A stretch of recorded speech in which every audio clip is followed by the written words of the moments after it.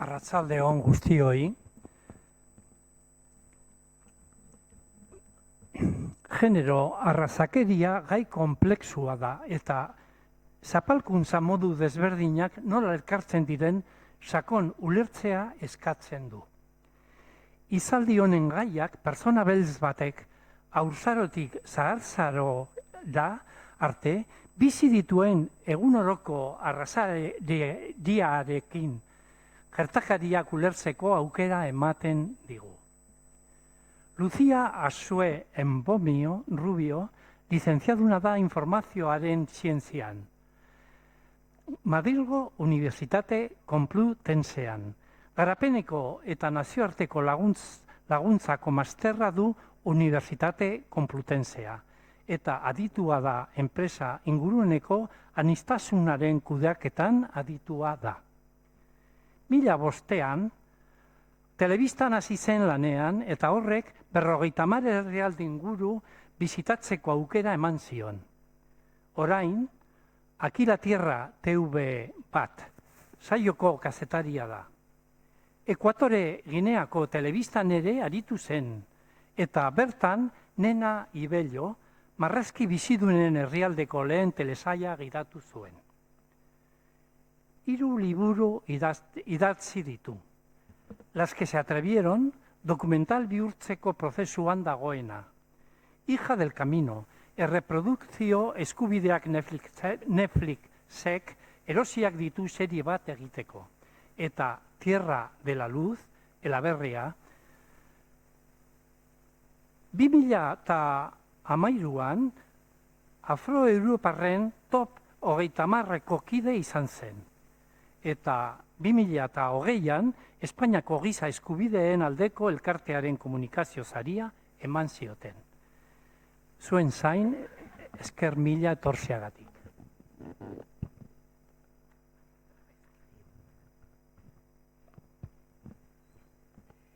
Como todos los años, en torno al 8 de marzo, el Foro Gogoa pone el foco en la mujer, y en esta ocasión lo hace con Lucía Embomío, periodista y escritora. Con ella vamos a hablar sobre una lucha que muchas veces queda en la sombra, incluso dentro del feminismo, el racismo de género. A través de sus palabras y de su experiencia, exploraremos cómo ser mujer y racializada supone un desafío doble en una sociedad patriarcal, que sigue marcando diferencias por el color de la piel, porque género y raza se entrelazan para agravar las condiciones de vulnerabilidad de las mujeres. Con Lucía vamos a descubrir que no todas las mujeres experimentamos el machismo de la misma manera, que muchas no solo luchan por romper el techo de cristal, sino que antes deben atravesar un suelo pegajoso que las mantiene en empleos precarios y en la invisibilidad social. Lucía Asue Embomío Rubio es periodista y escritora. Nacida en Alcorcón, tiene un máster en Ayuda Internacional y Desarrollo y es diplomada en Dirección y Guión de Documentales por el Instituto de Cine de Madrid. En 1205 empezó a trabajar en televisión, medio que le ha permitido viajar, visitar. 2005, 2005. Bueno, toda la experiencia que tiene se le ha añadido a la edad, a los años. En 2005 empezó a trabajar en televisión, medio que le ha permitido visitar alrededor de 50 países. Es ahora mismo reportera del programa Aquí la Tierra. También pasó por la televisión de Guinea Ecuatorial, donde co-guionizó Nena Ibello, la primera serie de dibujos animados del país. Ha escrito 3 libros: Las que se atrevieron, que está en proceso de convertirse en un documental; Hija del Camino, cuyos derechos de reproducción los ha comprado Netflix para hacer una serie; y la novela Tierra de la Luz, en la que aborda las injusticias que enfrentan las temporeras en el sur de España. Es reconocida por su activismo antirracista. En el 2013 formó parte del Top 30 de afroeuropeos y en 2020 le otorgaron el Premio de Comunicación de la Asociación Pro Derechos Humanos de España. Colabora con la plataforma en línea Afroféminas, dedicada a dar voz a mujeres afrodescendientes de habla hispana. Dice Lucía que el feminismo hegemónico ha tardado en mirar hacia las mujeres racializadas. En muchas ocasiones nos ha pedido, eso dice Lucía, que esperemos nuestro turno. Pues bien, hoy, Lucía, te damos turno y palabra.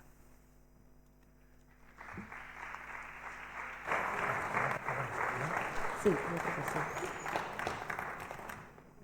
Bueno, Gabón, es que ricasco por la presentación, por la invitación y a todas las personas que han venido aquí. Hablar de racismo resulta muy incómodo porque prácticamente todo el mundo, bueno, si veis de vez en cuando la revuelta, ¿no? La pregunta, ¿España es más racista o más machista? La realidad es que no hay por qué escoger, es las dos cosas. Lo que pasa es que hay una parte de la población a la que le afecta el tema del racismo y otra a la que no, ¿no? La mitad de la población son mujeres, pero no hay tantas personas quizá que no sean blancas. El racismo es más o menos como un pulpo que tiene un montón de tentáculos, entonces te puede dar con la puntita, pues yo qué sé, un racismo personal, que te llamen Conguito, que a mis 44 años casi, como comprenderéis, pues me da igual. Pero también puedes darte con todo el tentáculo, con toda su fuerza, y esto tiene más que ver con lo sistémico. El racismo es una ideología, es algo mucho más grande y que además no vemos. Decía una mujer, una mujer blanca, madre de niños afro, que el racismo es como el polvo, que está por todos los lados, pero solo lo vemos cuando nos toca limpiarlo. Entonces ya es demasiado tarde. Como es una ideología, como un sistema, está sostenido por columnas lo suficientemente gruesas como para que sea muy difícil que se mueva. Y estas columnas son, que hablaré de ellas, el sistema educativo, un sistema educativo en el que seguramente habéis visto muy pocas mujeres a lo largo de vuestra vida escolar, pero probablemente a casi ninguna o ninguna persona no blanca, ¿no? Por un sistema legislativo también, por un aparato de leyes que también tiene consecuencias en la vida de muchas personas. Y luego está el sistema de representación, donde entran los medios de comunicación, pero no solo, también los cuadros, la publicidad y el cine. Entonces me gusta esta viñeta de Quino, ¿no? ¿Cuándo dije yo algo contra esos cochinos negros, eh? ¿Cuándo? A ver, ¿cuándo? Como resulta muy incómodo hablar de racismo, ¿no? Casi a veces da la sensación que es peor llamarle a alguien racista que serlo, porque todo el mundo se pone a la defensiva, porque lo llevamos al ámbito de lo moral, como si se tratara de algo de buenas o de malas personas. Y no tiene nada que ver con eso, como digo, es un sistema y al final aprendemos no solo por aquello que nos cuentan, sino también por todo lo que no nos cuentan. Yo tengo madre blanca y allá también pues se le escapan sus racistadas. Como yo misma tengo racismo interiorizado, del mismo modo que tengo machismo interiorizado, porque el sistema nos va esculpiendo, ¿no? ¿Qué dicen los datos? ¡Wow! Esto es como lo de 1205. De repente, ¿qué dicen los datos? Porque sí, yo iré contando anécdotas para aterrizar conceptos que quizás sean muy gruesos, pero la realidad es que esto no va de mí. Yo soy una persona con un montón de privilegios, he nacido con un pasaporte español debajo del brazo, tanto mi padre como mi madre son españoles de nacionalidad, aunque mi padre nació en Guinea, que por aquel entonces era la Guinea española, que ahora es Guinea Ecuatorial. Entonces, pues yo nunca he tenido problemas que tengan que ver con papeles y demás, tanto mi madre como mi padre son universitarios, por tanto, en casa el punto de partida es que fuéramos a la universidad y a partir de ahí ya lo que fuera. Pero ¿qué hay de todas esas personas que no tienen ese tipo de privilegios? E incluso teniéndolos, ¿qué cosas nos pasan? Bueno, aquí tenéis algunos datos, ¿no?, que hablan de que en España los delitos racistas y xenófobos representan nada menos que casi la mitad de los delitos de odio registrados. De manera que aunque nos empeñemos en decir que no existe el racismo, quizá alguito sí que hay. Estos son datos de CEAR. Más, los delitos de odio por racismo y xenofobia han crecido un 13% con respecto a 2002 y un 34% en relación al 2021. Perdón, era 2022. Y luego hay una infradenuncia. Entre el 80 y el 90% no se denuncian estos delitos. Se estima que en 2023 llegaron a existir más de 6.000 casos. Según vayamos avanzando, yo os lanzo la pregunta y luego si queréis hablar. ¿Por qué piensan que este tipo de denuncias no se llevan a cabo finalmente? ¿Por qué la gente no va a la comisaría a denunciar? Lo piensan y luego hablamos. Bueno, voy a hablar un poco partiendo de la infancia hasta la edad adulta, incluso hasta la vejez. En esta foto, estoy ahí, en medio, yo soy de 1981, pues en el 81 era la única persona negra, no solo de mi clase, sino de mi cole, de varios kilómetros a la redonda, diría yo, y las únicas personas negras que solía ver eran mi hermano, mi padre y mi reflejo en el espejo, ¿no? Sin embargo, en el Estado español, en Madrid, en Alcorcón, en el sur de Madrid, en Móstoles, hay un arraigo de la comunidad ecuatoguineana, a pesar de que tenemos todavía en la cabeza esta idea de que las personas negras llegan, pero nunca están, ¿no? Y esto está también muy conectado con una narrativa en los medios de comunicación en la que nunca vemos a la gente que ya está aquí, sino solo en pateras llegando. Y esto se está cargando una parte de la historia de España que está vinculada con la colonización, sí, pero también con movimientos migratorios anteriores a los años 2000. Esto, por ejemplo, no es ni República Dominicana, ni Harlem, ni Malabo, es Móstoles, en los años 80, y estas son mis primas, ¿no? Entonces, desde que eres muy pequeña, como que tú tienes la sensación, antes lo hablábamos en la comida, de que tenemos que ir desmontando el imaginario. Es como que, bueno, pues a veces se te exige ser sobresaliente para ser considerada normal. Lo estamos viendo muy claramente, por ejemplo, en el tema de la Dana, que teníamos que ver, y se ve también mucho en los medios de comunicación, que solo si la persona, bueno, y lo acabamos de ver también ahora mismo con los que intentaron salvar a Samuel, el crimen de odio LGTBIQ+, en Galicia, que eran unos tipos senegaleses y entonces de repente 1000 vítores y además se plantea la posibilidad de darle los papeles, etcétera, etcétera. O sea que para darte papeles, esto es, para tener una serie de derechos tienes que ser un superhéroe. Pero sin llegar a ser superhéroe y superheroína, es verdad que yo de pequeña fui una repelente, mucho cuidado, que iba a la escuela de música, toco el piano, solfeo, coro, mi hermano pasó un poco más, pero sí que es cierto que ya desde peque tú vas notando que, bueno, si ella se mancha es porque se han manchado, pero tú es porque ya se sabe, ¿no? Tú tienes una serie de estereotipos encima que además se traducen pues desde en el colegio, en expectativas, digamos, en expectativas sociales a muchos niveles, incluso a la hora de ligar. Pero vamos a empezar por el cole. Recuerdo que un tipo, cuya imagen ha caído ahora en desgracia en los últimos tiempos, de un partido político de izquierdas, no voy a decir mucho más, pero ya podéis ir imaginando.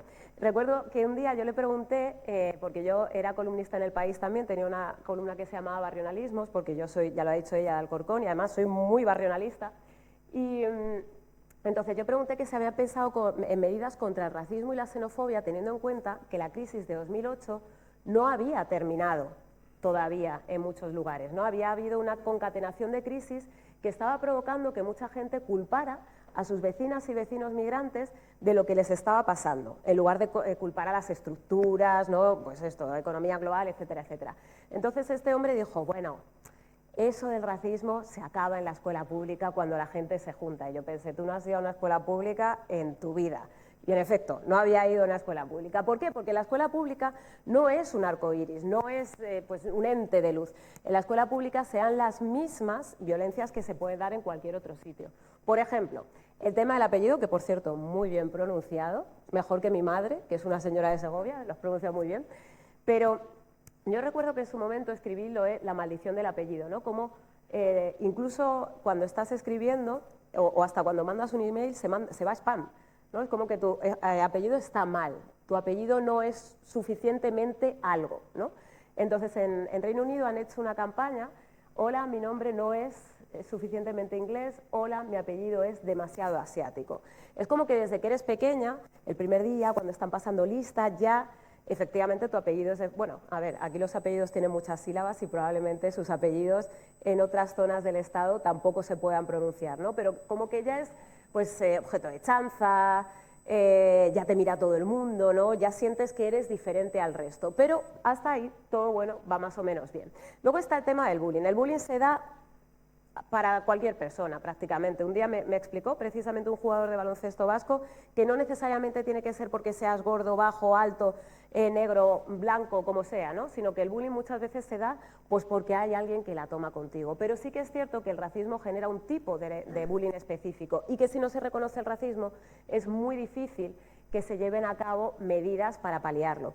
Las que están al fondo son Camila y Petra, madre e hija. Petra es una niña cuyo padre es de República Dominicana, la madre es argentina. Ella llevaba desde pequeña denunciando que le llamaban negra de mierda, que olía mal, que si el color de la caca, bueno, los clásicos que nos han dicho a muchas personas estando aquí. Pero cuando Petra, la madre, iba a denunciarlo, le decían que eran cosas de peques. Fue a profesorado, después fue a jefatura de estudios, después fue a dirección, finalmente denunció, y al final la Comunidad de Madrid fue condenada por racismo. Lo interesante de esto no es tanto la multa, como que al fin parecía que se reconocía algo que llevamos mucho tiempo denunciando. Sin embargo, como digo, si esto no se traduce en medidas, nada cambia. Pero más allá de que te llamen Conguito en el colegio, como decía, hay cosas que son importantes y que quizás son aún más lesivas que el hecho de que te insulten directamente. Yo digo que el racismo también es como una capa de sedimentos, ¿no? Nuestros cerebros son como orillas, entonces un poquito no pasa nada, otro poquito tampoco, pero al final, si hay muchos sedimentos, muchos insultos, muchas situaciones cotidianas, acaban generándose absolutos o auténticos muros lo suficientemente altos como para que no podamos mirar de tú a tú o a los ojos a quien tenemos enfrente. Bueno, voy a leer un poquito de lo que dice una mujer negra catalana que es cirujana, ¿no? Obviamente, lo que me ha condicionado más en mi vida, lo que me ha forjado el carácter que tengo hoy en día es mi infancia. ¿En qué sentido? Soy dura porque no había otra, porque aprendí desde muy pequeña a ser la nota de color.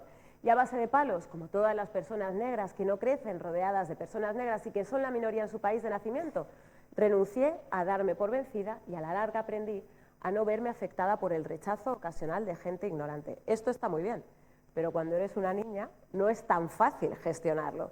O sí, si te hacen ser mayor desde que eres pequeña. Hay un aspecto, recuerdo, con Moderna de Pueblo, es una ilustradora que me gusta mucho, y ella habla de la alexitimia masculina normativa. ¿Qué es la alexitimia? Me gusta que se vayan creando palabras que sirven también para entender ciertas cosas, ¿no?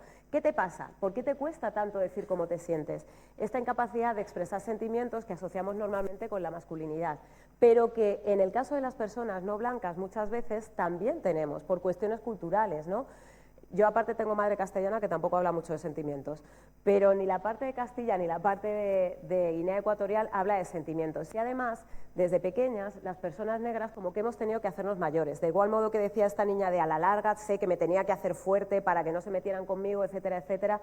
Entonces, muchas personas negras, migrantes, no blancas, de ascendencia migrante, desde pequeñas tenemos esta necesidad de ser fuertes a la fuerza.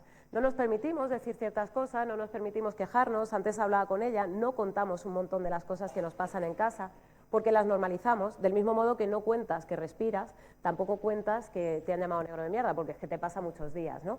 Luego también tiene que ver un poco con los referentes.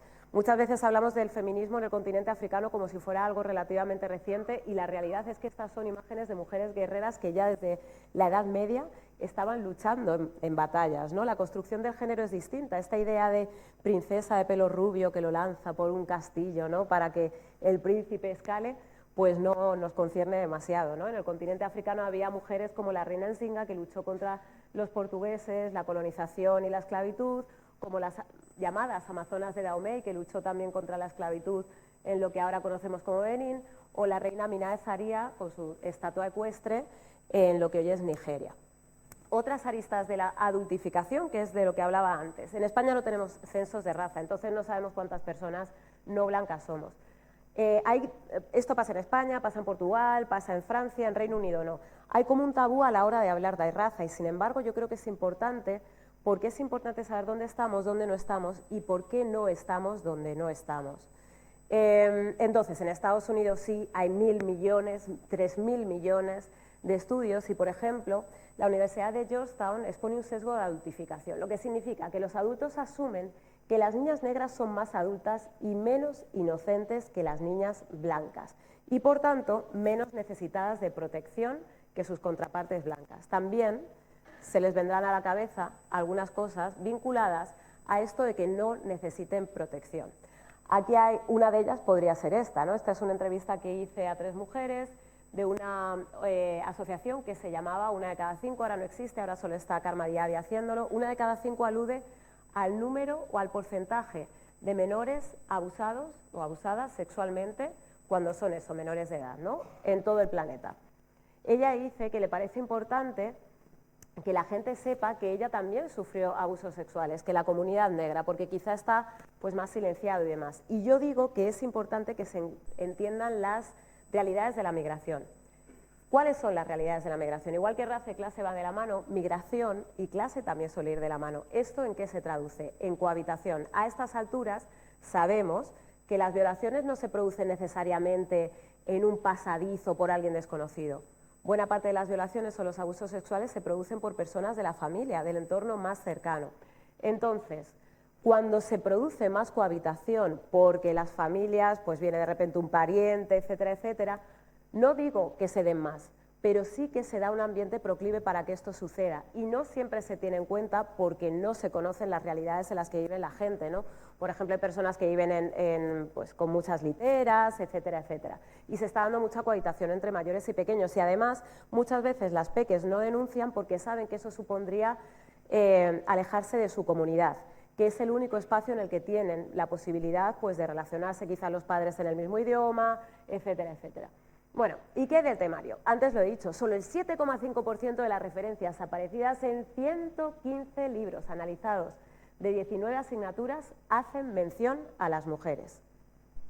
¿Qué les parece el porcentaje? ¿Alto o bajo? Bajísimo, ¿no? Y ahora piensen cuántas personas no blancas. ¿Qué porcentaje? ¿Hay porcentaje directamente? Es que yo ni siquiera he estudiado Guinea Ecuatorial. O sea, a mí me contaron que las últimas colonias fueron Cuba, Puerto Rico y Filipinas, pero no me hablaron de Guinea. Y a partir de ahí, pues tampoco de escritores, yo qué sé, científicas, etcétera, etcétera. ¿En qué lugar o en qué momento sí salen personas no blancas en la Semana Cultural? ¿Y de qué manera? Pues le dicen a las madres marroquíes que haga el cuscús, al otro que toque el tambor, a no sé quién que cuente cuentos. ¿Esto es una cultura menor? No, no digo que sea cultura menor, pero sí que sería interesante que se nos tuviera en cuenta no solo en esos lugares, que por supuesto que la música es importante y la comida, que me van a decir a mí que trabajo en Aquí la Tierra y mi trabajo es comer prácticamente, ¿no? Porque es un programa de gastronomía, pero qué importante sería, como digo, que pudiéramos estar en muchos más espacios y no solo por las personas no blancas que puedan contar con referentes, sino porque qué maravilloso, en lugar de ver el mundo así, verlo así. Qué maravilloso que todo el mundo tuviera más referentes del mismo modo que los he tenido yo. Más cosas. La orientación escolar. Aquí hay datos. Cuando yo era pequeña, como digo, era la única del cole y tal, pero al llegar al instituto, y antes también lo hemos comentado, yo empiezo a notar cambios. Como, o sea, no le sabes poner palabras. Cuando llegas al instituto tienes, en mi época, que yo hice octavo de GB, aunque luego pasé a la ESO, hice tercero de la ESO, pues tú no sabes ponerle ciertas palabras, pero yo sí noto como que te miran menos al hablar, no lo sé. Había ahí cosas que yo notaba. Yo saqué un 10 en el primer examen y a partir de ahí todo bien. Pero ¿qué pasa si no es así? Ella es Carlota Momovela, es pedagoga y cuenta que hay como dos, o sea, hay más, ¿no? Porque siempre hay grises en medio, pero hay dos tendencias sobre todo. Una es la profecía autocumplida, como nadie espera nada de ti, tú tampoco. Y la otra es, como nadie espera nada de ti, tú te esfuerzas y te esfuerzas y te esfuerzas y haces más que el resto. Y eso tiene consecuencias también en términos de autoestima y no paras nunca y te metes en 300 extraescolares y demás para que te valoren, para que entiendan que no eres como el resto, como si existiera aún el resto. De hecho, ahora ya se está viendo mucho, ¿no? Estas clases, el A, el B y el C, de repente que son las personas que van a diversificación, y en esas clases de diversificación, porque yo no creo que tenga que ir a la facultad o no ir te haga mejor o peor persona. Lo idóneo es que podamos escoger en libertad o con las mismas, con los mismos apoyos que el resto, ¿no? Pero sí que es cierto que las clases de diversificación SC normalmente suele tener más rostros, pues con más colorines, con rasgos que quizá no son tanto los de aquí, con más orígenes y con más religiones. Y lo cuenta también, porque hay muchos ejemplos. Ella es Aisha Camara, ahora es óptica, pero cuenta que cuando decía que quería estudiar medicina, una profesora le cuestionaba y le preguntaba si estaba segura. Decía que no se la recomendaba porque no la veía buena opción para ella. Y ella respondía que le gustaba y se reía y la profesora se reía delante de toda la clase. Eso a ella le intimidaba. Y no es la única a la que le ha pasado esto. Os voy a poner una partecita de una entrevista que le hice a Helen Digala. Helen es una chica de Almería, cuya madre llegó de Guinea-Bissau y que, bueno, pues ha trabajado durante mucho tiempo en lo que se conoce como la Huerta de Europa. En Almería es un poco... tiene sus... Uy, se ha muerto él. Ay, perdón. Bueno, no me culpa. A ver, que se ha caído la presentación. ¿Mi ordenador es racista? Es broma. Es broma. A ver. O sea, podemos hacerlo sin esto, pero sí que me parece importante porque, bueno, refleja una realidad bastante complicada, que es la de las personas migrantes que crecen sin ver prácticamente. En Almería es un poco... tiene sus ventajas y sus desventajas, ¿no? Sus desventajas está en el que, por ejemplo, yo en mi caso, ¿no? Mi padre trabaja afuera y mi madre es con la que me he criado y he estado aquí siempre. Entonces mi madre ha tenido que trabajar de sol a sol, entonces apenas la veía. Entonces yo tenía que ser la madre de mis hermanos. Entonces yo tenía unos cargos que no eran los de tener con 13, 12 años, ¿no? Entonces cuando tú tienes ese cargo hay cosas que no puedes hacer porque tienes que estar con tus hermanos, porque son más pequeños, cuando tienes que salir o quedar con tu amiga no puedes. Bueno, pues definitivamente no le va muy bien. A ver.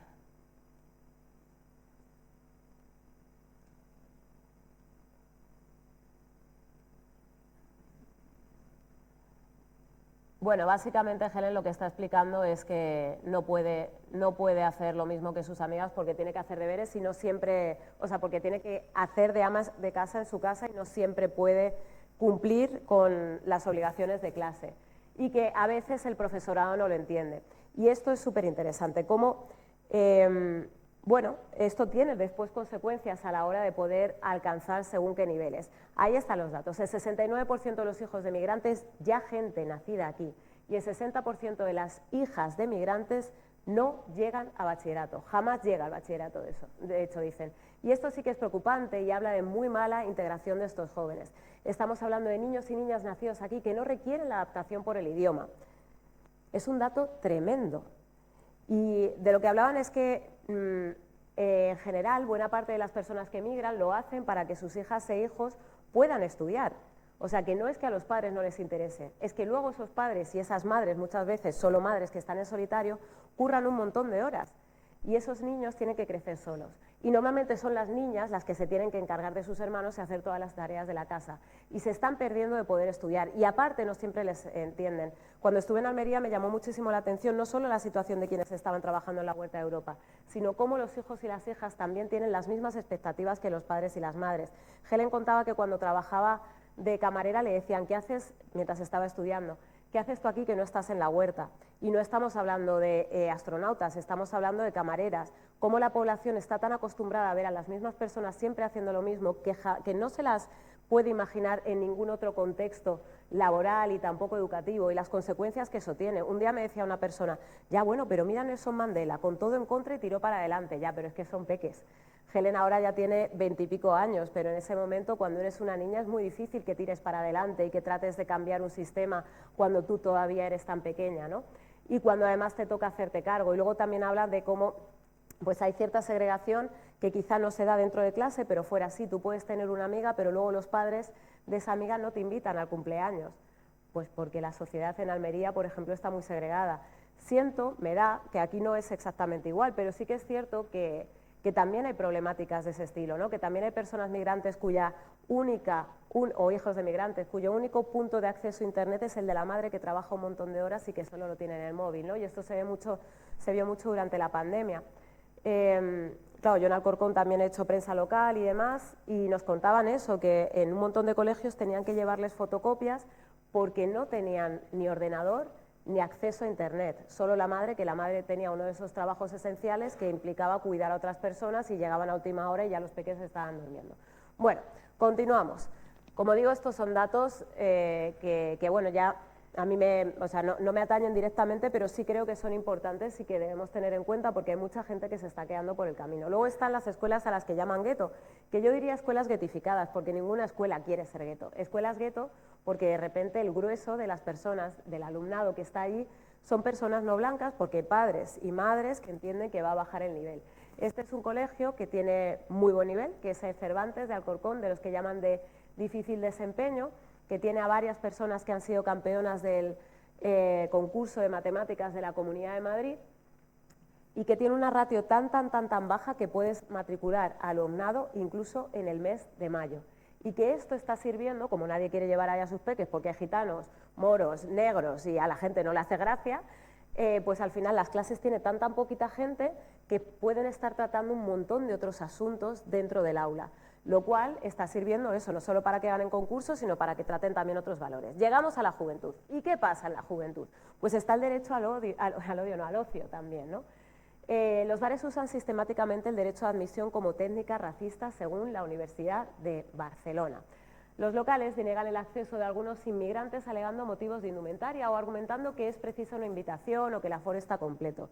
Esto es un clásico, hay 3.000 millones de estudios también de esos racismo que no te dejen entrar. Habrá personas que te digan, bueno, a mí me ha pasado también porque tenía una cresta o por las deportivas, ya, pero es que nosotras la piel no nos la podemos arrancar, ¿no? Incluso una de las ganadoras de Operación Triunfo, una de las ediciones, Nia Correia, que es una chica negra, lo contó y a mí también me ha pasado.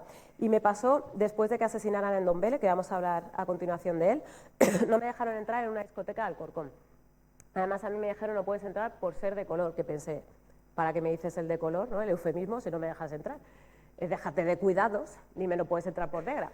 El caso es que recuerdo que cuando me pasó, pues nada, yo pues me puse a preguntar ¿por qué? Porque sí, porque tal, porque no sé qué. Y empiezo a escuchar detrás de mí. Miro y era mi mejor amiga, que es una chica blanca que estaba llorando, y digo, ¿qué haces? No, es que qué injusticia.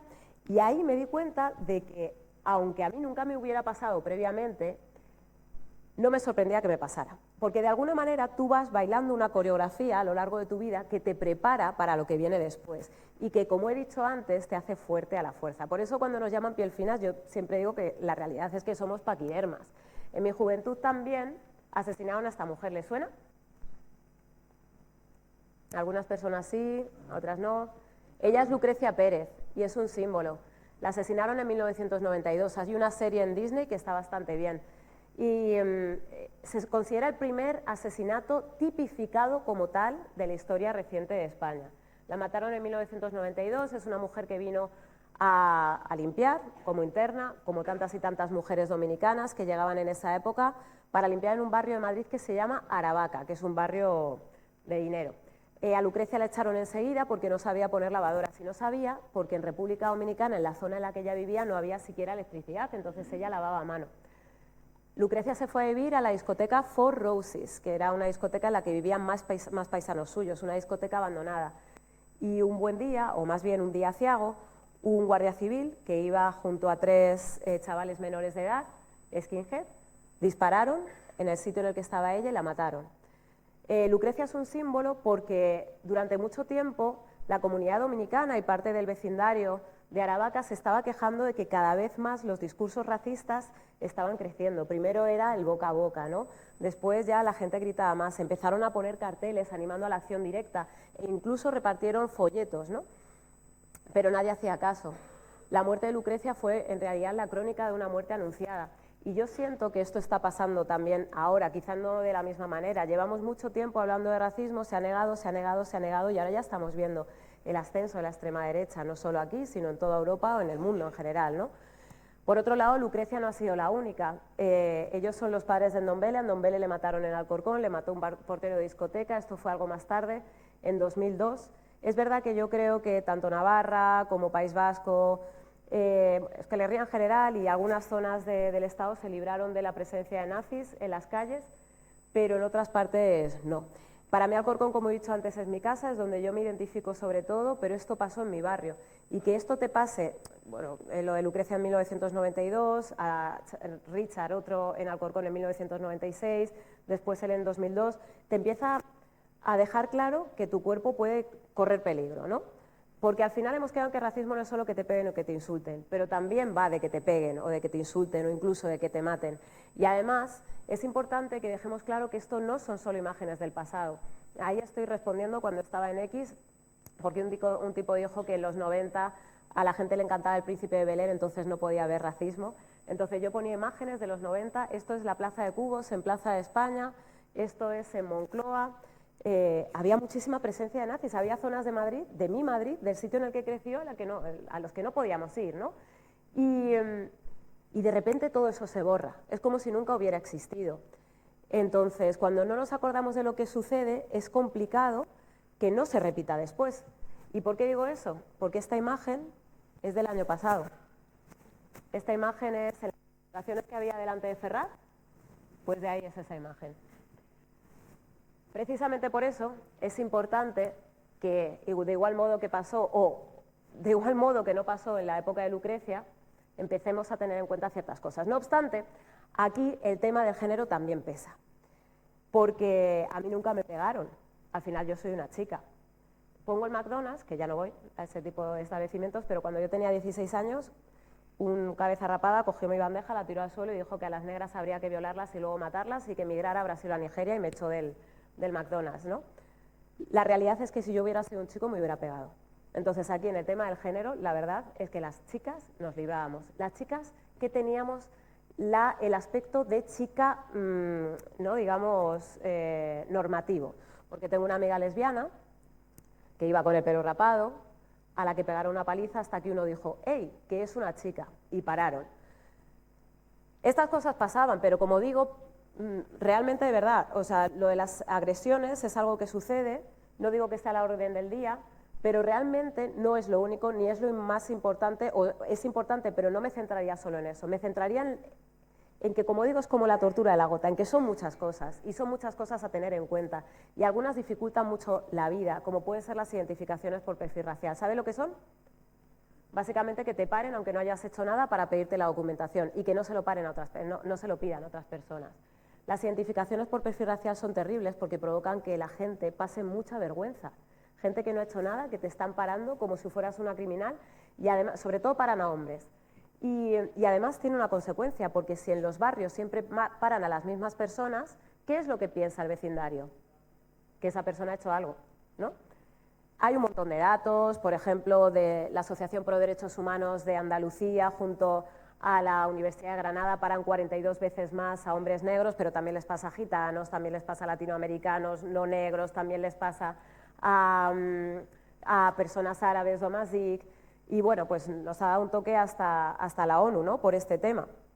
Fíjense hasta qué punto, recuerdan al principio cuando decía que el racismo es como el polvo, solo lo ves si no te toca, cuando te toca quitarlo, ¿no?, con un trapo.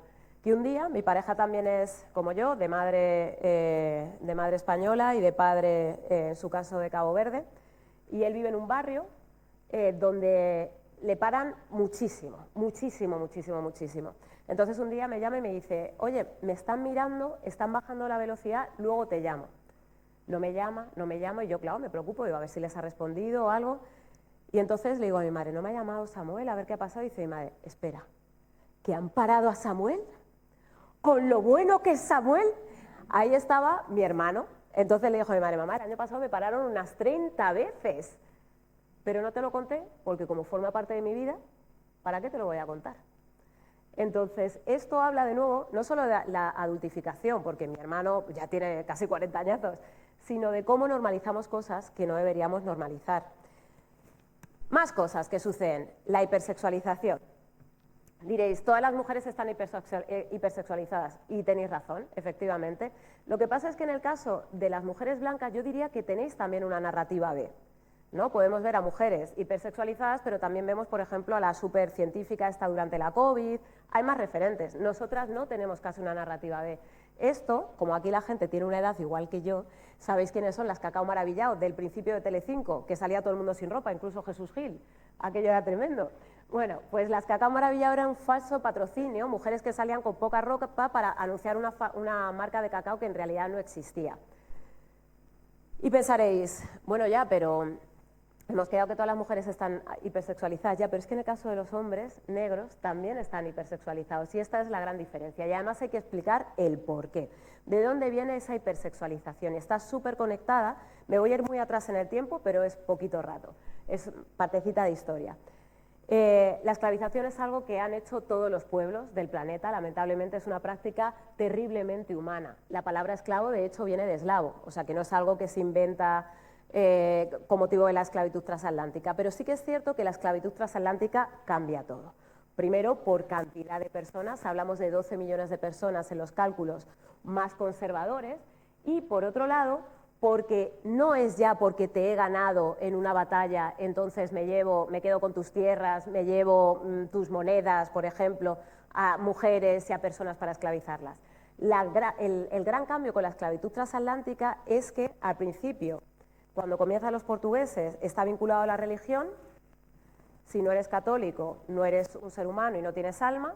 Y luego ya, con el tema de llevarse africanos a América, se mete la raza, que no deja de ser una construcción, porque todos los seres humanos somos iguales, lo que pasa es que la raza no es sino la expresión, lo que conocemos como raza no es sino la expresión de la adaptación a un contexto. Hay más sol, necesitas más melanina para no quemarte, punto. Todo lo demás es una construcción, ni necesariamente bailamos mejor, que a mí no se me da mal, pero es una cuestión cultural, no porque lo lleve en la sangre junto a las plaquetas y los glóbulos blancos, ni necesariamente tenemos que ser mejor en el deporte, personalmente soy un paquete absoluto, ni nada por el estilo, ¿no? Pero a partir de ahí se hace, como digo, una construcción, y en esa construcción al principio era unas personas tienen alma y por tanto son seres humanos y otras no, de modo que no lo son y se las puede esclavizar. A medida que pasa el tiempo y con la Ilustración, la religión pierde peso, ya no vale apelar al alma para hacer esas divisiones, y la nueva diferencia se basa en que unos son aquellos que piensan, ¿no? En el caso de las mujeres de la delicadeza, y los otros son puro músculo, instinto y bajas pasiones irrefrenables. Y de ahí viene toda esta idea de negra caliente sexy y hombre negro pues 3/4 de lo mismo, y diréis quizá que no suena, pero ha tenido consecuencias a lo largo de la historia. También os recomiendo esta serie, aunque es durísima, que se llama Así nos ven, en Netflix. Cuenta la historia de 5 chicos negros menores de edad a los que acusaron de una violación terrible en Central Park, en Nueva York, por esta idea de negro violador, negro que ya solo con mirar a una mujer pues se la teme. Esta historia es aún más bestia. En el sur de Estados Unidos durante mucho tiempo se estuvo ahorcando, linchando a hombres negros solo por mirar, silbar a una mujer, porque temían que pudiera hacerles algo. La historia de Metil, que era un chaval cuya familia vivía más en el norte, o en la zona de Chicago creo que vivía, y bajó a ver a sus familiares en el sur de Estados Unidos. Miró a una mujer, le pegaron tan paliza que le mataron y le desfiguraron la cara. La madre decidió dejar el ataúd abierto para que la gente entendiera las consecuencias que tenía el racismo. Pero muchas veces nos quedamos muy a gusto pensando en Estados Unidos, ¿no? Y hemos construido Europa como un espacio de inocencia con respecto a la raza. Sin embargo, estas imágenes, que son medallas que hacían los alemanes burlándose del ejército francés, libertad, igualdad y fraternidad, y ahí está pues lo que se supone que es un hombre negro, y al lado lo que se supone que es un pene de un hombre negro con una mujer atada, ¿no? También con esta idea de hipersexualización. Los franceses fueron los que más personas africanas y caribeñas llevaron a luchar durante la Primera Guerra Mundial, y luego muchos de esos hombres se juntaron con mujeres blancas en la zona esta en conflicto, Alsacia-Lorena. Entonces luego tuvieron peques y a los hijos los esterilizaron. Le llamaban la vergüenza de Renania. Y todo esto, o sea, mucha gente no lo sabe, claro, pero estaba en las leyes de Nuremberg también, igual que invalidaron los matrimonios que se produjeron, etcétera, etcétera, y tenían esta idea de, igual, hombre negro, violador, peligroso, ataca a nuestras mujeres, y pensaréis, ya, pero eso fue hace mucho tiempo. Bueno, pues esto es de los años 2000. Y por lo que sea, ahora tu cola puede ser más grande, por lo que sea, casualmente, son 2 hombres negros los que hacen este anuncio. Y dirán, bueno, esto no me suena, pero a lo mejor ya el negro del WhatsApp sí, ¿no? El negro del WhatsApp le ha llegado a todo el mundo, y esta idea de, pues eso, perdón que sea un poco así, pero pene con hombre negro detrás. Hay gente que se aprovecha de eso quizá, pero la realidad es que esto está, insisto, muy conectada con la deshumanización de los hombres negros. Y las mujeres negras son deseables ¿cómo? No me gusta, y que no quiero que se ofendan, coño, que aquí yo no sé ni cómo hablar, porque a veces la gente se ofende. Sí. Lo que no me gusta es la negra. No sé si es porque nací allí o en Cuba, y no sé, no quiero que se ofendan, porque se mosquean. Pero ¿qué coño? No me gusta la negra, no sé. No. ¿Has tenido novia negra? Mi primera novia fue negra. Ay, se va a apagar otra vez. Esto no aguanta los vídeos. Bueno, y él dice, ¿por qué no me quedo otra? Entonces el otro le dice, a mí sí me gustan las cubanas, las brasileñas. Entonces, bueno, básicamente es esta idea, de nuevo, de hipersexualización, de desde qué punto de vista nosotras podemos ser amadas, aceptadas, gustadas, etcétera, etcétera, ¿no? Y no tiene nada que ver con mi historia personal o que quiera contar penas, sino, vuelvo a lo mismo, con esa hipersexualización que tiene consecuencias. ¿Qué consecuencias tiene? Antes lo estaba comentando también. Yo me he echado amigas negras de mayor, porque he crecido en una España donde no había muchas personas negras. Yo recuerdo que les contaba a mis amigas, me han preguntado cuánto cobro. Cuando estaba esperando a alguien, me preguntaban cuánto cobraba. Y mis amigas me decían, tía, ¿pero por dónde vas? Es que a mí nunca me ha pasado. Hasta que yo me he hecho amigas negras y veo que a muchas de nosotras nos ha pasado. Y entonces empiezas a leer y empiezas a entender que está conectado con esta idea de que nosotras siempre estamos disponibles, que nosotras somos fogosas, etcétera, etcétera. Y eso también conecta con que estés en una discoteca y te entre un señor que te dobla la edad y que piensa que buscas un novio que te quiere, que te tenga llenita la nevera, etcétera, etcétera, ¿no? Y bueno, y aparte nos están llegando dentro del movimiento antirracista niñas a las que les están preguntando ya cuánto cobran a la salida del colegio prácticamente, ¿no? Niñas muy jóvenes. Y de nuevo, si queréis, esto lo vinculamos con esa adultificación de las niñas negras a las que se consideran menos inocentes que sus pares. Bueno, esto que habéis visto antes, ¿no? De Quintero con el otro hablando de las negras como si fueran cosas insuficientes cuando ya tú eres negro y te van bien, no sé si le conocíais, era Legrá, el boxeador, ¿no? Ya me va bien, ya, como ya me va bien, ya, pues no estoy con negras, porque las negras es si, bueno, si te va mal. Entonces, esto es un estudio de los ligues, las aplicaciones de ligues, que es como liga todo el mundo en la actualidad prácticamente, ¿no? Entonces, lo que dicen es que las personas que menos éxito tienen son las mujeres negras y dentro de los hombres asiáticos. Ya sabes por qué.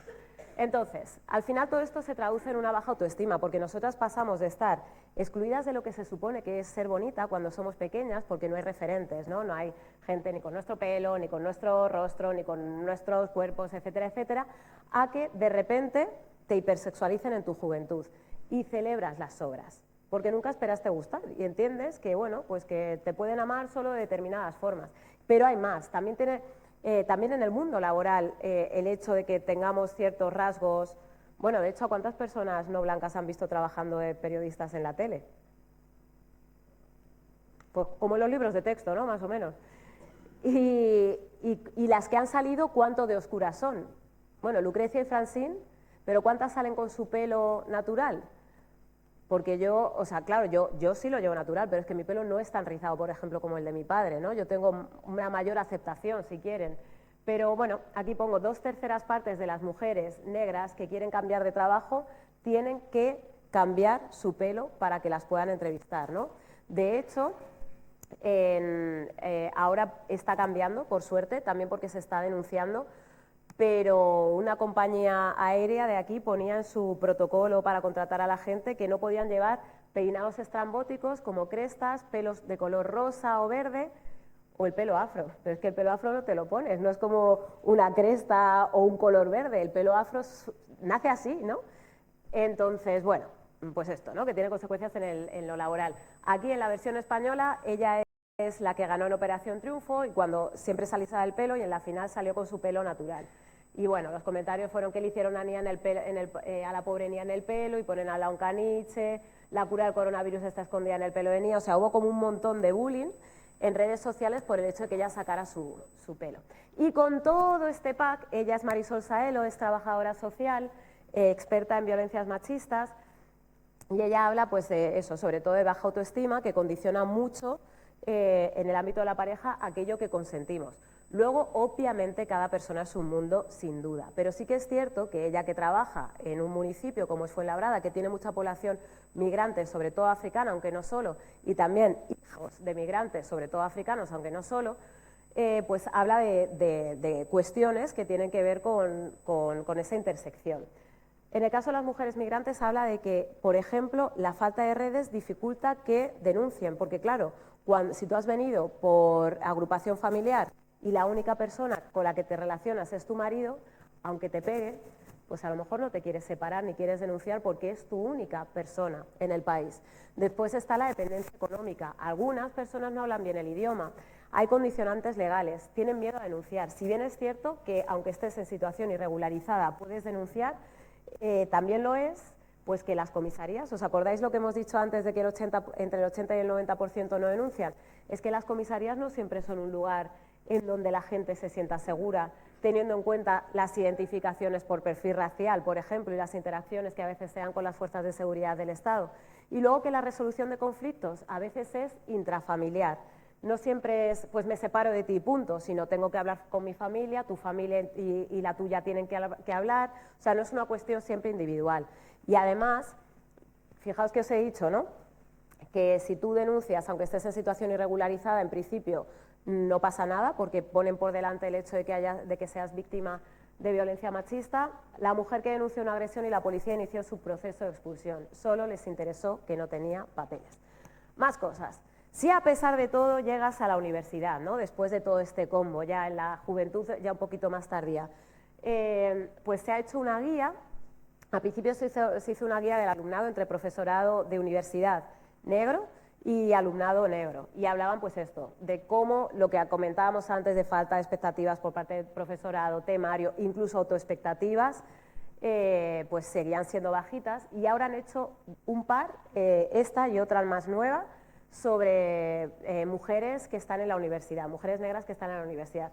Y es lo mismo, baja autoestima de las alumnas, bajas expectativas del profesorado, invisibilidad de contenidos no blancos, incluso en la universidad, e hipersexualización. Y me contaban el caso de un profesor que le dijo a una alumna: con lo guapa que eres, cásate y salta de la universidad.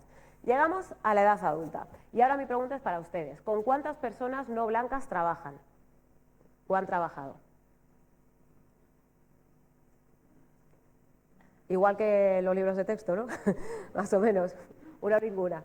Bueno, en BBC, por ejemplo, determinaron que el 20% de las personas que trabajaban en la tele tenía que ser gente no blanca para que haya un ajuste entre lo que se ve en la calle y en lo que pasa en las pantallas.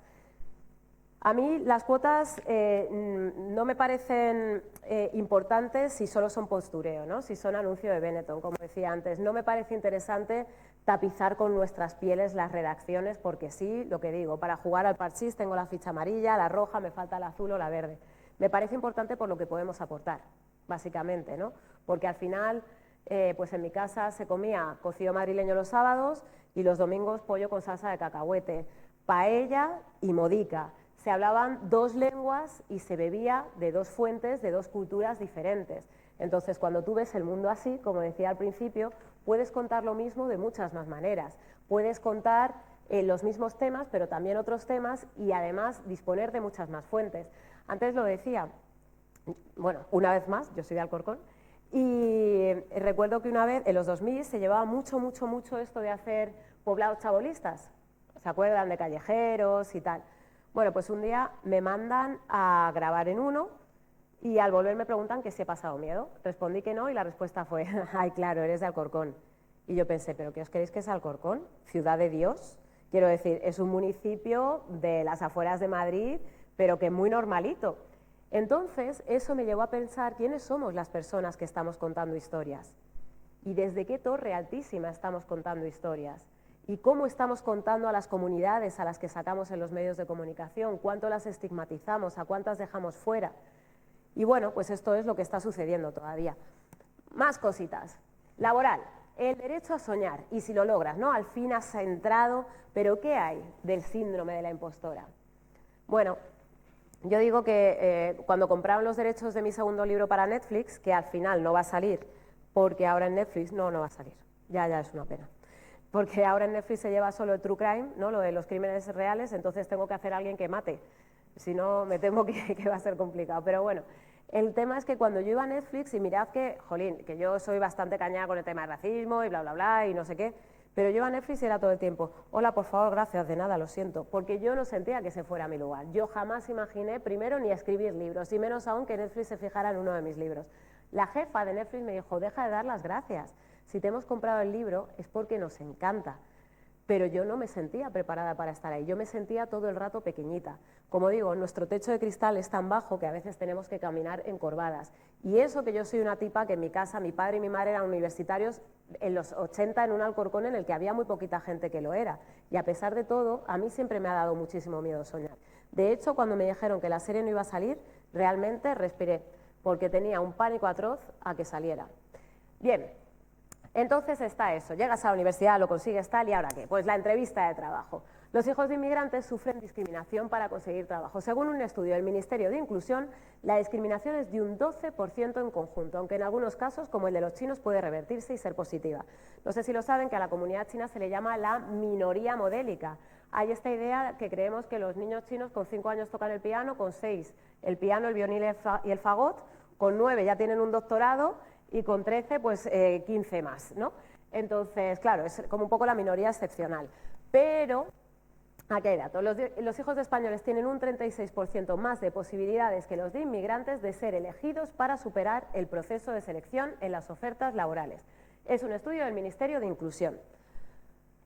Entonces, dado que hay menor contratación, estos son datos de Brasil, pero sí que es extrapolable, yo creo, para otros sitios, como aquí no los tenemos, como nos contratan menos, hay muchas más personas que son autónomas, que crean sus propios emprendimientos y demás. Pero en el caso de las mujeres sucede, insisto, son datos de Brasil, que tienden a pedir menos dinero porque temen que jamás las vuelvan a llamar. Y a mí también me pasa un montón. Yo, o sea, claro, llevo 20 años trabajando en televisión, pues mis compañeras van a dar bolos y piden su caché. Yo no tengo caché, a mí me da pánico, porque pienso eso, que si no, no me van a volver a llamar. Bueno, y entonces puede que no sea suficiente con que te quites de encima el síndrome de la impostora, ¿no? Pues lo conseguiste, has estudiado, pasaste la entrevista de trabajo, estás currando en Españoles en el Mundo, que era tu sueño, bla, bla, bla. En su caso, su sueño era ser cirujana, y lo es catalana, como he dicho, ejerce en Barcelona, y ella cuenta en la entrevista, es la mujer del principio, que cuando va a explicar cómo ha ido la intervención quirúrgica, le dicen, chica, tráenos la cuña, porque dan por hecho que es la que para orinar, ¿no? Y no pasa nada porque no eres menos si eres la que lleva las cuñas, la auxiliar de enfermería. El problema es por qué lo piensan. A mí también me ha pasado, vestidísima de domingo, no con estas botas, sino con taconcitos, tal, que me llamaron para ir a presentar y me han dicho, date prisa, que está llegando la gente y tienes que dejar esto limpio. Y repito, no pasa nada porque no eres menos si eres la persona que limpia o la que presenta. Pero ¿por qué sucede? ¿No? También me ha pasado yendo con el cámara, que esto es espectacular, como si fuera a hacer un... Me preguntaban que si era la que iba a cuidar a los abuelos y yo decía, ¿con una cámara? Que vamos a hacer la versión hermano mayor, pero con abuelos. Pues no, claro, lógicamente no. Pero bueno, la realidad es que, por otro lado, no me sorprende porque qué lugar les han dejado a las personas que tienen un aspecto como el mío. Esta ilustración, que me parece buenísima, que es del New Yorker, pues ilustra, ¿no?, perfectamente quiénes son las mujeres que están cuidando, que se encargan para que otras mujeres puedan desarrollar sus carreras. Y buena parte de esas mujeres son mujeres racializadas, inmigrantes, ¿no? Y en el caso de España, también la mayoría de las empleadas domésticas carece de un hogar digno y buena parte de ellas son migrantes. Y además, sobre todo migrantes más que de ascendencia migrante, pero además se da una cuestión de género bien interesante, y es que si eres albañil, tu dolor es fruto del trabajo.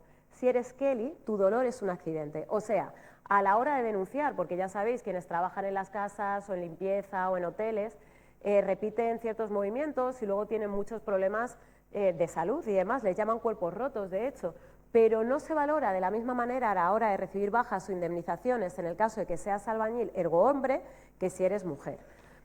Y sin embargo, a pesar de que hay tantas mujeres haciendo un montón de cosas, esta es la imagen típica que nos viene a la cabeza cuando pensamos en inmigración, a casi todo el mundo, porque es lo que nos suelen mostrar, que además es masa, no vemos individuo, jamás les escuchamos hablar, jamás.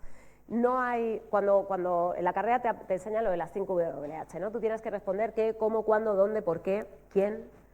Bueno, pues el qué se cuenta, ha llegado una patera. El cuántos también, con 120 personas. El de dónde no, porque África subsahariana no vale. Comprende más de 40 países. 40 países con realidades muy diversas. Ahora tenemos distorsionado las proporciones de los mapas. El mapa que vemos es el Mercator, pero África es mucho más grande de lo que vemos, ¿no? Entonces, claro, pues puede haber millones de porqués. Nos cuentan también el cuándo han llegado, pero el quién jamás. Insisto, no vemos personas, vemos masas y no vemos porqués. Este proyecto, que me parece súper potente, ojalá pueda venir en algún momento y hablar de él, se llama César Dezfuli, ganó por su trabajo un premio World Press Photo, no sé qué, súper importante. Él es madrileño, pero de ascendencia iraní, y entonces decidió hacer algo que no se había hecho nunca o muy poquitas veces, y era pedirles permiso. Veis que están mirando a cámara, hay un consentimiento, hay una dignidad. Preguntar cómo se llamaban, su nombre y su país. No es gran cosa, pero es que rara vez vemos algo así. Entonces, a partir de ahí podían contar que en sus países pasaba esto, lo otro, lo de más allá, que eso les había llevado a migrar, que tenían sueños. No necesariamente tiene por qué ser huir de guerras, también puede ser por el cambio climático que está generando ya refugiados climáticos, o por cuestiones de persecución LGTBIQ+, etcétera, etcétera, ¿no? Pero las mujeres, ¿dónde están? Las mujeres en este relato son invisibles. Normalmente vemos hombres. ¿Cuándo salen las mujeres? ¿Cuándo? ¿Cuándo suelen salir las mujeres que vienen en patera? ¿Cuándo? Embarazadas o con bebés, efectivamente. O se han muerto. Y entonces ahí sí tienen derecho a relato. Ahí sí se cuentan sus nombres. Ahí sí se explica por qué vino, etcétera, etcétera. Y de aparecer, suelen aparecer así, ¿no? En shock. Aquí no hay un consentimiento. Conozco al tipo que hizo esta foto. Es un hombre majísimo, majísimo. O sea, insisto, que esto del racismo no va de malas y de buenas personas. Va de la mirada que tenemos. Yo misma, cuando he ido, por ejemplo, a Españoles en el Mundo, me he inflado al principio, ¿no?, a grabar primeros planos de niños, cosa que aquí sería impensable que hiciéramos, ¿no? Es como que el estrecho de Gibraltar provoca que generemos asimetrías en nuestros cerebros. Y ahora os voy a hablar de otra de esas asimetrías. El caso es que la gente negra casi siempre la vemos sufriendo.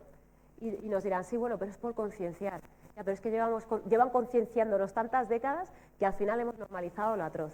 Que estamos completamente sedadas con respecto a según qué dolores. Y bueno, esto también nos lo ha demostrado la guerra de Ucrania. Cómo nos dolió la guerra de Ucrania y cómo nos pareció fenomenal, cómo es normal que entren personas refugiadas de Ucrania, pero en Congo llegan desde el 97 fastidiados y no es igual. En Sudán 3/4 de lo mismo y no es igual, ni en términos administrativos, ¿no?, que les den la facilidad para entrar, ni en el imaginario común.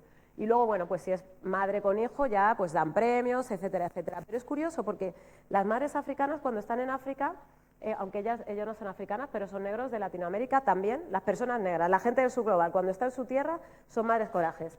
Cuando vienen aquí, ¿qué pasa? Que son madres negligentes. Porque ¿cómo se te ocurre venir embarazada? Que a muchas aparte las violan por el camino, porque son trayectos de mucho tiempo. ¿Cómo se te ocurre venir embarazada? ¿Y ahora qué vas a hacer con este niño? Y tú también, bueno, no sé si recordáis este vídeo, que nunca lo pongo porque es una barbaridad, es una mujer que acaba de perder a su bebé y está gritando my baby, se acababa de hundir, justo cuando llega el barco de rescate, nos lo pusieron en el informativo, por la mañana, a la hora de la comida y por la noche. ¿Y sabéis lo que hicimos? Y yo también, seguir comiéndonos las lentejas, porque estamos acostumbradas a verlo y parece que tengo que darme prisa. Y luego también interesante, ¿no? Las madres coraje de África, estas imágenes son de 2025 y ¿sabéis qué? Que esas imágenes son de 1897. Hay esta idea de un África que nunca avanza, que siempre está anclada en el tiempo y en el entorno rural. La realidad es que el grueso de la gente en África vive en ciudades y también coge metro, etc., etc., etc., ¿no? Cuando ya están aquí las mujeres, ¿no?, hemos quedado en que la gente llega, pero nunca está, como mucho las retratan cuando acaban de llegar. Pues las únicas imágenes que solemos ver son de mujeres vinculadas a redes de trata, que por supuesto que esto se da, que es denunciable, etcétera. Pero ¿qué pasa cuando la gente está aquí o ya es de aquí? Es que no tenemos derecho a la narrativa de vecinas y vecinos, somos siempre huéspedes, gente que acaba de llegar. Y eso alimenta también los discursos de odio, etcétera, etcétera, porque cuando tú eres huésped te dan, te agasajan. Cuando tú eres vecina, vecino, construyes exactamente igual que el resto. Más cositas, y ya voy acabando. El alquiler. Para poder alquilar un piso he llegado a decir que me llamo José y no Said, pero cuando me ven me ponen pegas. Claro, yo me llamo Lucía, tengo nombre de aquí, y además mi acento es profundamente surmadrileño. Pero aunque tenga la pasta, luego cuando vas a alquilar la vivienda la cosa se pone complicada. Si es que incluso hay anuncios en los que pone no inmigrantes, la gente no se corta. Pero de todos modos no es algo que diga yo, hay datos. 462 llamadas, 250 agencias inmobiliarias y pruebas presenciales en 20 inmobiliarias de 4 ciudades, Madrid, Barcelona, Donostia y Vitoria. Los resultados de las personas a las que no les ofrecieron ningún piso, más del 70% eran de origen extranjero, siendo los subsaharianos los que más negativas recibieron. Hay estudios más recientes, porque según las 1.836 llamadas realizadas a inmobiliarias dentro de la metodología del testing inmobiliario, el 72,5% reconocieron abiertamente que los propietarios no desean arrendar sus viviendas a extranjeros extracomunitarios. Y ahora piensen cómo se lleva eso también a esa infancia, migrante o de ascendencia migrante, que vive con un estrés de la leche, ya no solo porque su madre o su padre trabajan un montón de horas, sino también pues porque en muchas ocasiones, si los padres no hablan el idioma, te toca ir a traducir. Hay un libro muy interesante que se llama Hija de Inmigrantes, de Safia Ladan, que explica todas estas cosas, ¿no? Ellas de padres marroquíes, pues cómo tenía que ir al médico para hacer traducciones o a la administración o pues también a la propia inmobiliaria. Luego, ya estamos terminando, está también el tema de los CIES. ¿Se acuerdan que he dicho que también es una cuestión del aparataje de leyes? ¿Saben lo que son los CIES? Bueno, claro, es que está público amigo. Centro de internamiento de extranjeros, sabemos a estas alturas que emigrar no es un delito. es una falta administrativa y sin embargo se puede llegar a penar con privación de libertad. Y en esos CIES, aparte, han muerto varias personas. Son súper, como que es muy difícil entrar en ellos, ¿no? De hecho, yo he grabado en cárceles, pero nunca en CIES. No se sabe muy bien qué pasa en ellos. Y como digo, ha fallecido gente. Quizá uno de los ejemplos así más recientes, o no reciente, pero sí más sonado, fue Samba Martin, una mujer congoleña que podrían haberle dado el estatuto de refugiada si hubieran hecho caso a las solicitudes de refugio de la gente que viene de Congo, que fue a quejarse hasta en 10 ocasiones al médico de que tenía dolores hasta que se murió, y cuando se murió ya era demasiado tarde. Esto también está muy conectado con el tema de la fortaleza que aducen a las personas negras. Ya se han hecho estudios en Estados Unidos. A igual síntomas, medican menos a las personas negras que a las blancas, porque dan por hecho eso, que son fortísimas. Y de hecho, o sea, hay un montón de estudios y se han hecho también a lo largo de la historia. Por ejemplo, el experimento Tuskegee, que si lo quieren buscar, durante más de 30 años, ha sido el más largo de la historia. Se experimentó sobre personas negras que tenían sífilis y no les medicaban para ver cómo iba avanzando la enfermedad.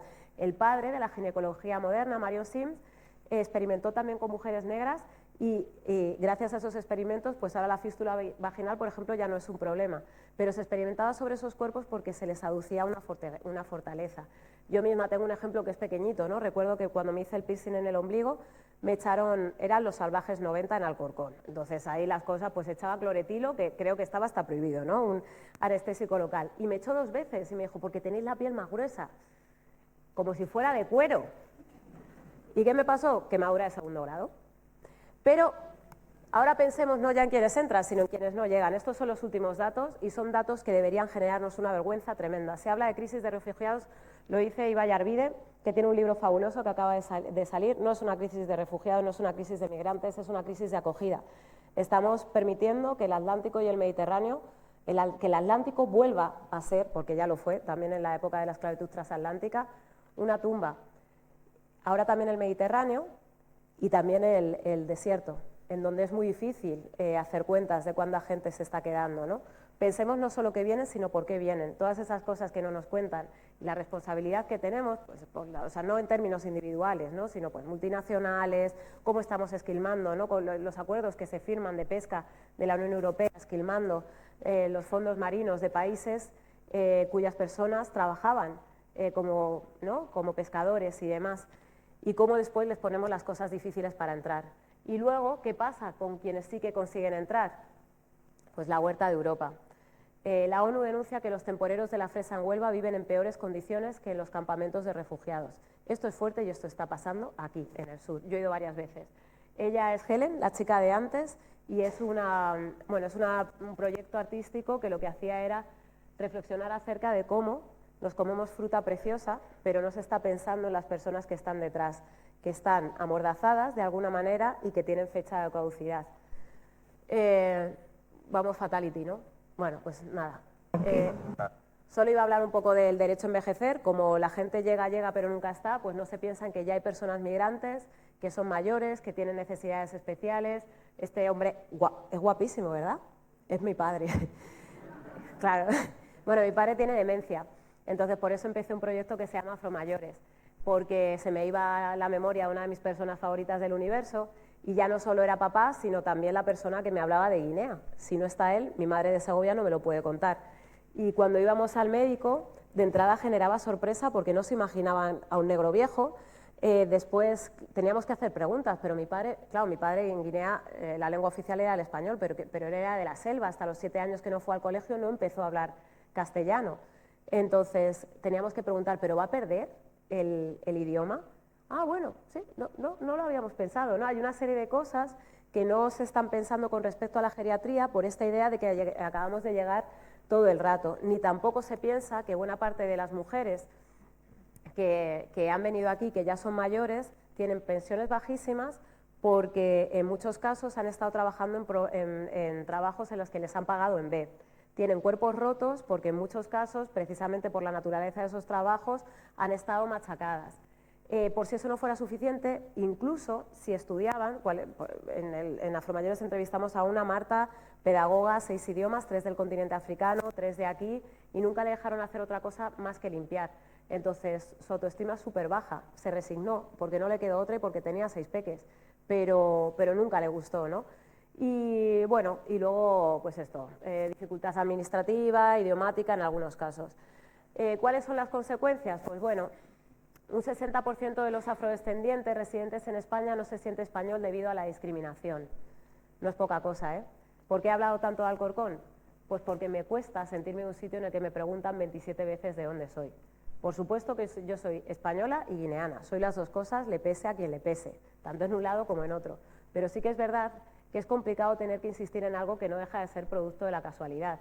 Y que es pesado que desde pequeña te hagan la pregunta con eco, ¿de dónde eres? España, España, España, Madrid, Madrid, Madrid, Alcorcón, Alcorcón, no hay más Alcorcones, Alcorcón solo hay uno, ¿no? O la pregunta al cubo, ¿pero de dónde, pero de dónde, pero de dónde? Entonces iba a poner un videíto para cerrar de un proyecto que se llama Nadie nos ha dado vela en este entierro. Pregunté a gente de dónde era, de dónde les decían que era y de dónde se sentía que era, y básicamente pues dicen un poco lo mismo, ¿no? Y también que les han hecho sentir, cuando les va bien, que son diferentes al resto, insisto, como he dicho al principio, como si hubiera en el resto. Concluye Frante diciendo, señoras, señores, estamos aquí. Pues eso, no solo estamos aquí, sino que también somos de aquí. Y va siendo hora que nos demos cuenta. Muchas gracias.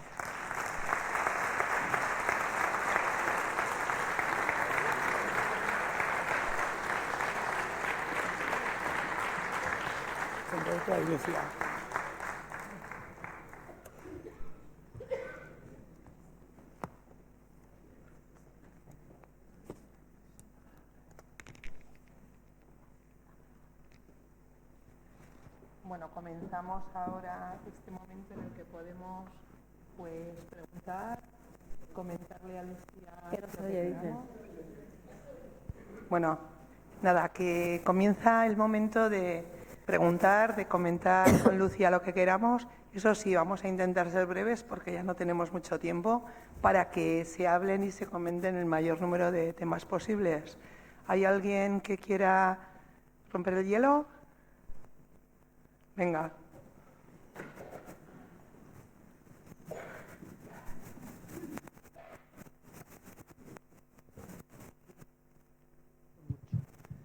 Yo simplemente te quiero decir gracias por una cosa. Bueno, pues muchas. Por una. Vale. Soy enfermera. Mi primera inyección le puse a un negro. ¿Guineano? Negro. Sí, pero ¿de Guinea? ¿Eh?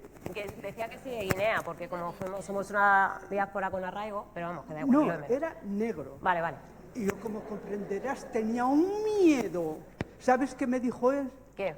Era alto, repito lo de negro, Sí, sí. y me dice, no te preocupes, yo tengo un hermoso culo en el cual, si te equivocas, no pasará nada, porque tu intención, la mía, es hacerlo bien.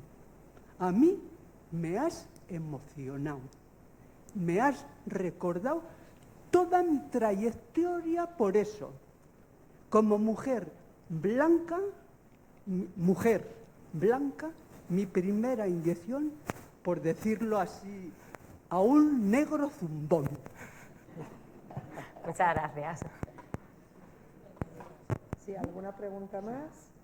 Si no, vamos, mientras tanto, en algún momento, Lucía, dices que el racismo no se acaba con decir no soy racista. Coméntanos un poquito. Perdona. Claro, no tenía ahí. Coméntanos un poco qué más se puede hacer. ¿Es posible reformar instituciones racistas o crees que debemos crear estructuras paralelas? No sé, ¿por dónde lo ves? Bueno, el punto de partida... Bueno, a mí ya se me oye, perdón. ¿No? A mí ya se me oye. Sí. El punto de partida yo creo que es conocer de qué forma opera, ¿no? Y dejar de lado esa negación pertinaz, porque entonces no cambia nada. Y entender también ese racismo de género, porque por ejemplo he hablado de los invernaderos, pero en los invernaderos las mujeres a todas las privaciones y lo que implica vivir debajo de un plástico les suman también que como sus casas son de madera y plástico, muchas veces son abusadas sexualmente, ¿no? Entonces plantearnos en qué lugares podemos operar. Obviamente en términos individuales es complicado poder transformar, pero también exigir a los partidos políticos a los que votamos, ver a qué partidos políticos votamos, a la hora de consumir también, ¿no? El último libro que he escrito, de hecho, habla de la Huerta de Europa. Nos planteamos muchas cosas, ¿no? Cada vez consumimos más en ecológico, estamos pensando más en esta tierra que habitamos, por supuesto, pero nos estamos planteando quién trabaja la tierra de los productos que nos comemos cada día y en qué condiciones, porque algunas de las mujeres que trabajan la tierra, para conseguir no un contrato, sino la posibilidad de trabajar, son violadas o abusadas sexualmente. Entonces, que yo creo que es súper complicado ser consecuente en este mundo porque solo somos personas, ¿no? Y no digo que el 100% del tiempo hagamos las cosas súper bien porque vivimos donde vivimos, en este tiempo y en este espacio y demás, pero sí que plantearnos según qué cosas y tratar de apoyar, por ejemplo, a organizaciones locales que están trabajando allí. Creo que el voto también es importante, o sea, ahora mismo se está viendo en Europa, ¿no? Hacia dónde vamos. Es que nos la jugamos realmente.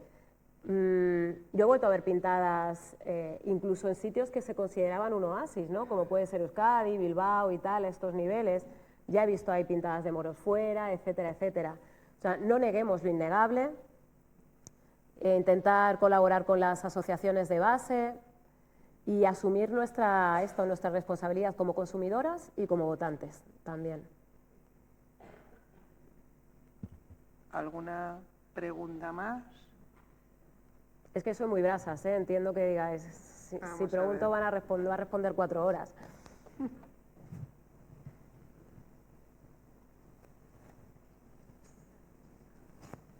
Ah, ¿no? Bueno, pues si te parece, no sé si hay alguna más, pero si no, sí que me gustaría... Hay una, ¿no? Venga, allí. Al fondo, Isidro. Hay más. Hola. Hola. Oye, muchas gracias por la charla. De todas formas, dices, para solucionar, o sea, para tratar de revertir... Joder. ¿Quiere agua? No, ya está ya. De todas formas, las normas, las leyes, todas esas cosas, yo no sé hasta qué punto tienen efecto. Yo sería partidario para atajar, no sé si en el momento, pero yo sería partidario de apostar en la escuela. O sea, otra manera de enseñar, recuperar valores, que los niños, te quiero decir que los niños yo creo que no son racistas. Los niños aprenden de nosotros, los adultos. El niño viene sin casi nada de prejuicios. Somos los adultos los que inyectamos. Entonces yo creo que desde la escuela se puede hacer mucho. Si tú quieres hacer una campaña sobre reciclaje, hazla en la escuela. El niño lo toma en serio y pone firmes a sus padres. Si buscas que los padres vayan a influir en el niño tal, cero.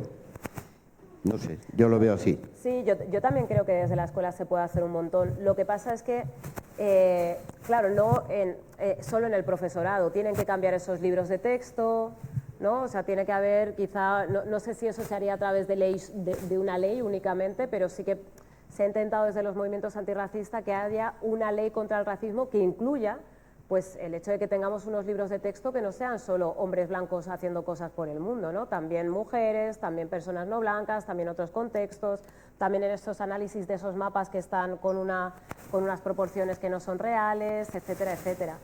Pero dentro de una ley que comprende más cosas. No obstante, sí, o sea, como hija de maestro, creo que es fundamental la educación para transformar. Pero ojo, los medios de comunicación también se las traen. Y ahora las redes sociales.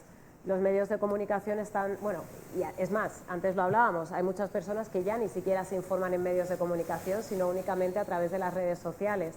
Y ya es muy difícil distinguir incluso qué es verdad, qué no lo es, qué es bulo, qué es información. Entonces, ojalá el único sistema de socialización fuera la educación, porque entonces sería sencillo, pero también está eso, los medios, las redes. Pero sí, por algún lado habría que empezar, sin duda, sin duda. También tienes razón, sí, sí.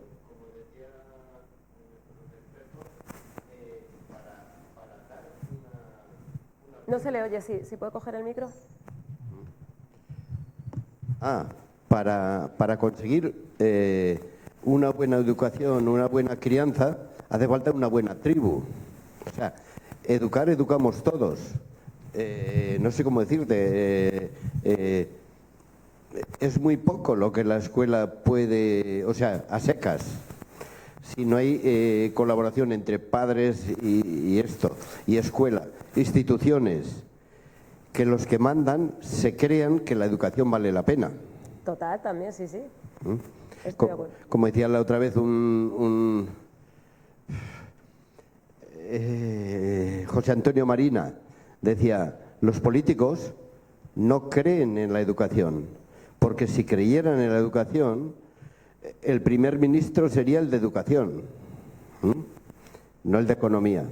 Entonces, mucho día del niño, mucho folclore y tal, pero a la hora de la verdad, no. Igual que lo de la mujer.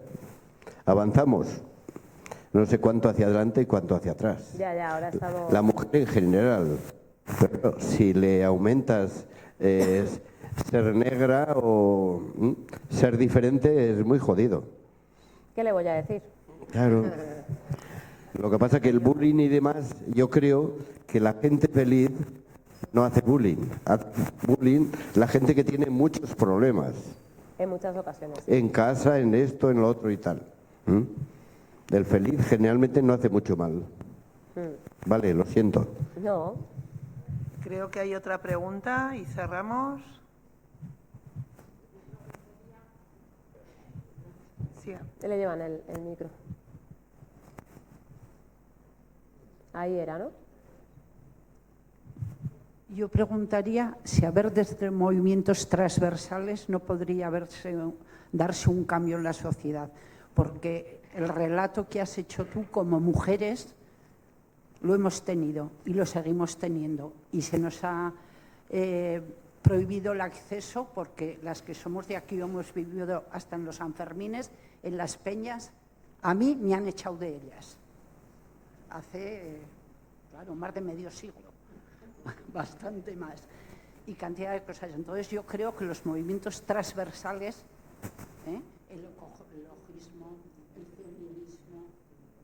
el ecologismo, el feminismo, el racismo, esos movimientos son los que van a tener que dar las soluciones. Estoy de acuerdo. Porque por individual es tu comportamiento, pero el colectivo, ¿cuál va a ser? Estoy súper de acuerdo, lo que pasa es que para eso también hay movimientos que tienen que entender que no hay un solo tipo de mujer, por ejemplo, ¿no? Que es lo que no sucede muchas veces. A mí cuando me han dicho, ¿qué te ha pasado por ser mujer? Yo he dicho que me pregunten cuánto cobro, me han dicho, ya, pero eso te pasa por mujer negra, ya, pero es que no me puedo arrancar la piel el 8 de marzo, ¿no? O sea, sí, si a usted pero a mí me ha pasado vinculado también a esa construcción del racismo deshumanizante, etcétera, etcétera. Entonces... O a mí me ha pasado que, pues esto, ¿no? Que me entre un señor que me hable la edad, que piense que voy a estar feliz porque me va a dar papeles, etcétera, etcétera, etcétera. O lo que está pasando, las mujeres que están en los invernaderos, que tienen una situación terrorífica, que además, o sea, muy diferente a la mía, ¿no? Estas mujeres están en situación irregularizada y aparte son mujeres que no son blancas y aparte están viviendo en casas de plástico y aparte esas casas de plástico se queman. O sea, es una cosa, para el libro investigué mucho y o sea, su situación es terrible, aunque también es cierto que hay algo bellísimo y es que entre ellas se apoyan. O sea, en los lugares de sombra, ¿no? El libro se llama Tierra de la Luz porque tiene los sitios de luz también tienen sombras muy, muy pronunciadas, lamentablemente, pero también alianzas hermosas, alianzas femeninas que a pesar de todo tiran para adelante en el peor de los escenarios, ¿no? Y en el Averno ven la luz, gracias a esas alianzas. Pero no siempre se está pensando en ella cuando construimos discursos desde el feminismo. Yo creo que desde el feminismo tendríamos que tener en cuenta el eslabón más débil y a partir de ahí construir, ¿no? Muchas de las mujeres que van a la huelga feminista pueden ir porque están dejando a quienes cuidan con las personas, con las mujeres migrantes que están cuidando a otras personas, ¿no? Entonces, pues todo esto nos lo tenemos que plantear dentro del movimiento. Y hay veces que cuando lo hemos planteado es como... ya, bueno, es que estáis intentando dividir. No, no estamos intentando dividir, estamos incluyendo aristas. Al final, todas las personas somos prismas. una cosa que cuando yo me fui a Guinea, yo me fui siendo negra, porque mi primera herida obvia, porque yo también había experimentado machismo, lo que pasa es que yo no lo reconocía porque me parecía más intangible, ¿no? O sea, yo reconocía a él, negra de mierda, vete a tu país. A mí no me decían no juego contigo por niña, era negra de mierda, vete a tu país, en Guinea tenéis sillas y mesas, os coméis a la gente, o sea, era como más así. Hasta que yo me voy a Guinea y allí noto mucho más lo del género porque yo ahí ni siquiera era leída como negra. Entonces, de igual modo que aquí no soy leída como blanca, ¿no? Al ser estar ahí mitad de camino. Entonces, cuando vuelvo de Guinea, y un poco parafraseando, pero seguramente cambiando un poco las palabras, a Amin Maalouf, el autor de Identidades Asesinas, él lo que dice es que tendemos a asirnos a aquella parte de nuestra identidad que sentimos que está siendo más atacada. Y lo idóneo es asumir que somos muchas cosas al mismo tiempo. Lo dice él, que es un señor libanés, católico, que en su país era minoría religiosa y árabe, pero migrante en Francia y leído como musulmán aunque no lo sea, ¿no? Entonces la identidad es contextual. Para mí aquí lo de ser negra era un movidón y en Guinea no, pero sí lo de ser mujer. Ahora no quiero renunciar a ninguna de las partes que tengo y decido hacer discurso contando con todas esas partes. Y eso es ser aliada también, ¿no? En cuanto a qué se puede hacer, pues entendamos eso, que podemos construir discurso desde quienes están más abajito, ¿no? De mí, que a mí me va relativamente bien, teniendo en cuenta cómo son los sueldos ahora, bla, bla, bla, bla, bla, ¿no? Pero me va relativamente bien, sino contando con quienes están más abajito y que por supuesto que tienen voz, pero no se las escucha, ¿no? No dar voz, sino amplificar a aquella gente que está tratando de gritar desde contextos más complicados, quizá.